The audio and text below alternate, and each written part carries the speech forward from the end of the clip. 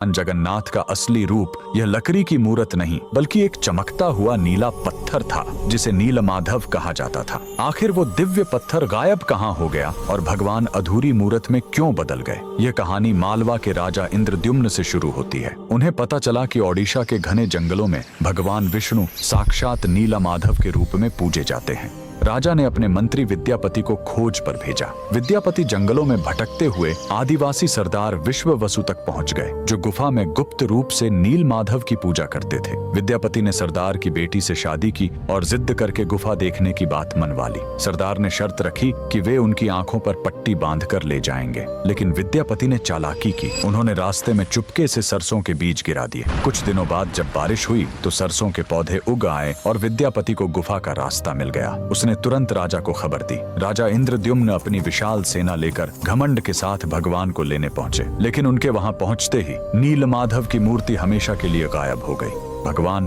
अपने भक्त विश्ववसु के साथ हुए धोखे और राजा के घमंड से नाराज थे। राजा ने रोकर माफी मांगी और अन्न जल त्याग दिया। तब आकाशवाणी हुई, मैं अब उस पत्थर के रूप में नहीं मिलूंगा, अब मैं समुद्र तट पर एक लकड़ी के लट्ठे के रूप में आऊंगा। कुछ समय बाद पुरी के समुद्र तट पर एक विशाल अद्भुत लकड़ी का लट्ठा तैरता हुआ आया। राजा समझ गए कि यही भगवान का नया रूप है। उन्होंने तुरंत आदेश दिया कि इस पवित्र लकड़ी से भगवान की मूर्ति बनाई जाए, लेकिन समस्या यह हुई कि वह कोई साधारण लकड़ी नहीं थी। जैसे ही राज्य के बड़े बड़े कारीगर उस पर छेनी हथौड़ा चलाते, उनके औजार ही टूटकर बिखर जाते। उस दिव्य लकड़ी पर खरोंच तक नहीं आ रही थी। तब स्वयं भगवान विश्वकर्मा एक बूढ़े शिल्पकार के रूप में आए। उन्होंने कहा, मैं इससे मूर्ति बनाऊंगा, लेकिन मेरी एक शर्त है, 21 दिनों तक कमरा बंद रहेगा। अगर बीच में दरवाजा खुला तो मैं काम छोड़कर चला जाऊंगा। राजा मान गए। 15 दिनों तक अंदर से छेनी चलने की आवाज आती रही, लेकिन फिर सब एकदम शांत हो गया।